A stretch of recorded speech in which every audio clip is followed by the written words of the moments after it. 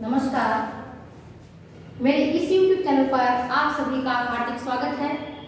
आज मैं काली खांसी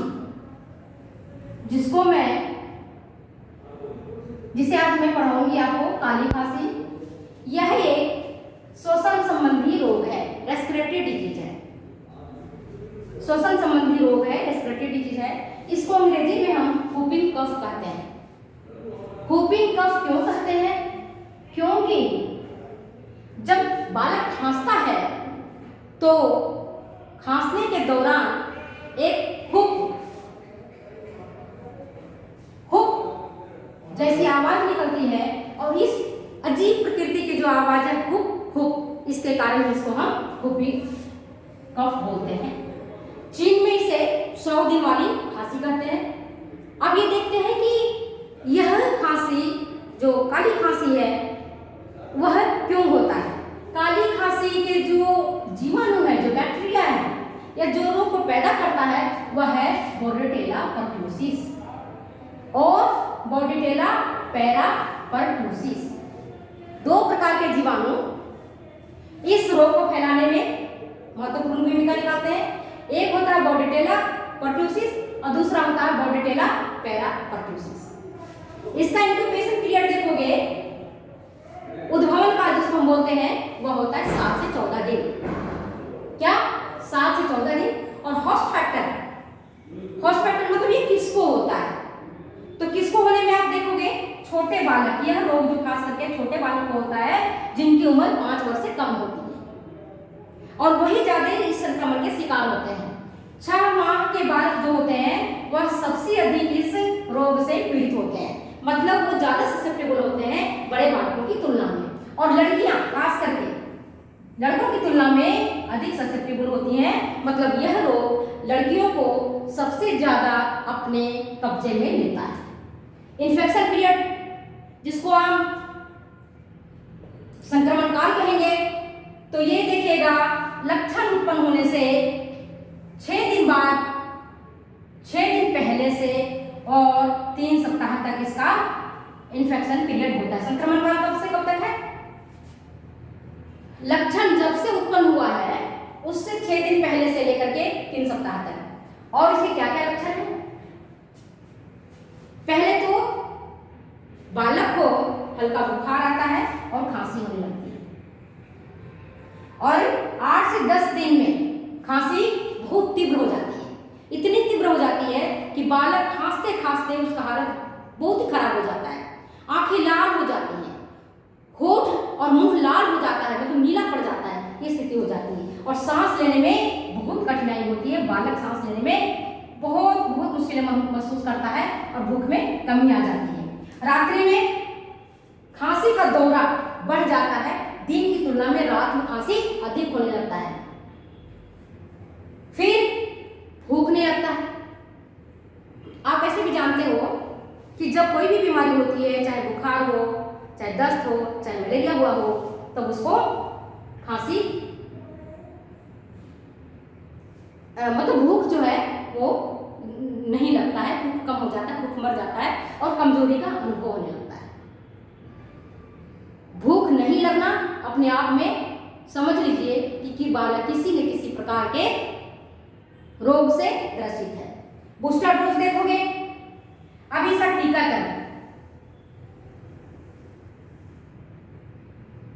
टीकाकरण बालक को इस रोग से बचाने के लिए सबसे पहले डीपीटी का टीका लगाया जाता है। किसका टीका? डीपीटी का।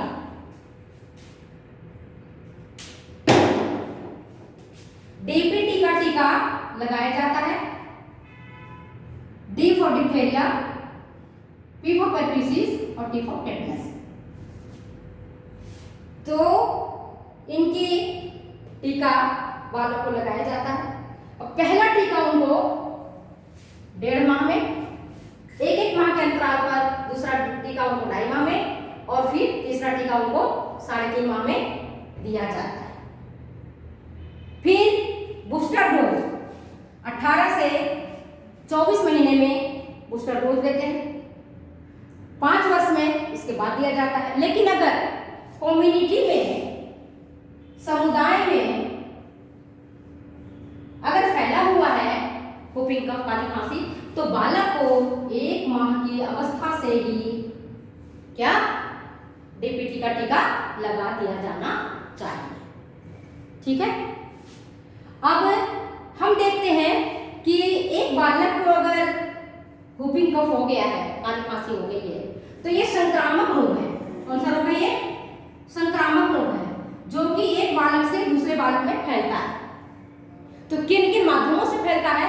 तो फैलने के कारण पर अगर हम विचार करते हैं तो देखोगे कि रोगी के जब खांसता है तो उसके खांसने के दौरान उसके नाक से और मुंह से जो ड्रॉपलेट्स निकलते हैं, उसके ड्रॉपलेट्स निकलने के साथ साथ ये जो जीवाणु है, कौन सा? बॉर्डेटेला परट्यूसिस, इसके जीवाणु बाहर निकलते हैं, नाक के स्राव से बाहर निकलता है और खांसता है, बोलता है, तो बोलने, खांसने, छींकने, इनसे ड्रॉपलेट्स निकलते हैं, वो हवा में फैलते हैं, जमीन में फैलते हैं और फैल करके ये फैलाते हैं। अगर whooping cough से पीड़ित बालक किसी स्वस्थ बालक के संपर्क में आता है, खेलते समय, खाते समय, पढ़ते समय या क्रियाओं करने समय, तो स्वस्थ बालक में भी हो सकता है। तो मतलब यह प्रत्यक्ष संपर्क से भी फैलता है। फिर कई बार आप देखते हो छोटे बालक अपनी रुमाल को, अपनी तौलिया को, अपने चीजों को दूसरे बच्चे के साथ शेयर करते हैं, अपनी किताबों को शेयर करते हैं, अपनी पेंसिल शेयर करते हैं, अपनी रुमाल शेयर करते हैं, तो उनसे भी फैलता है। संक्रमित वस्तु का उपयोग अगर कोई अच्छा बालक करता है, स्वस्थ बालक करता है, तो वो उन चीजों के माध्यम से वह रोग बढ़ जाता है, मतलब दूसरे में फैल जाता है। तो संक्रमण कैसे फैलता है? रोगी व्यक्ति के द्वारा उपयोग में ली गई पेंसिलें, किताबें, तौलिया, रुमाल, बिस्तर, बर्तन, जूठे ग्लास अथवा अन्य कोई भी चीज जो लेता है उसके कारण उसमें फैलता है। नेक्स्ट, रोगी के खांसने, छींकने, थूकने, उसके साथ खाने से भी फैलता है। कई बार एक बालक ने ग्लास में पानी पिया और उसी पानी से दूसरे बालक भी ग्लास में पानी पी लेते हैं, तो फिर उस बालक के जूठा ग्लास से तो दूसरे बालक उस पानी को पीते हैं, तो उसके जो बैक्टीरिया है उसमें पहुंच जाता है। ठीक है, अब ये देखते हैं कि इसका बचाव का उपाय क्या है, प्रिवेंटिव मेजर्स क्या है। तो सबसे पहले प्रिवेंटिव मेजर्स में हम यह अपनाएं कि जिस बालक को बीमारी हो गया है, खांसी हो गया है, जो काली खांसी से बालक पीड़ित है, उसे बाहर खेलने मत दीजिए। जैसे पार्क है, पब्लिक प्लेस में उसे जाने मत दीजिए, अलाउ मत कीजिए, स्कूल है उसे मत जाने दीजिए। उतने दिन तक उसे घर पर रखिए ताकि दूसरे बालक उसके संक्रमण में नहीं आए। दूसरा, जो मैंने आपको बताया, डीपीटी का टीका जरूर लगवा दीजिए। डीपीटी का टीका लगाने से और बालक संक्रमण से काफी हद तक उसको छुटकारा मिलता है। और तीसरा है, बालक को हमेशा स्वस्थ रखने के लिए बैलेंस डाइट दीजिए, हेल्दी फूड्स दीजिए, जिससे कि उससे किसी भी प्रकार का जो संक्रमण है ना हो सके और उसको रोग प्रतिरोधक क्षमता उसका बढ़े। ठीक है, इसके बाद और क्या करना है हमें, और क्या करना है इसके लिए हमें क्या करना है कि जो बालक प्रिवेंटिव मेजर्स में ये भी ध्यान रखना है कि बालक की इम्यूनिटी पावर बढ़ाने के लिए उसे विटामिन सी से प्रचुर मात्रा में उसे भोजन दिया जाना चाहिए। दूसरे बच्चों के साथ उसके मत खेलने दीजिए, क्योंकि ये रोग खास करके छोटे बालकों में फैलता है। और आप ये देखेंगे कि मेला है, भीड़ है, और जहाँ कहीं भी अगर ऐसा लगता है तो उस जगह में छोटे बालकों को भीड़ भाड़ वाले एरिया में ना ले जाए, क्योंकि वहाँ पर हो सकता है कि दूसरे बालक संक्रमित हुए हों और आपके बालक उनके संक्रमण में आ जाए, उनके संपर्क में आ जाए और उनके ये रोग फैल जाए। धन्यवाद, नमस्कार। अगर ये वीडियो आपको अच्छी लगती हो तो प्लीज़ शेयर करें, कमेंट करें, सब्सक्राइब करें। फिर मिलेंगे अगले वीडियो में। धन्यवाद।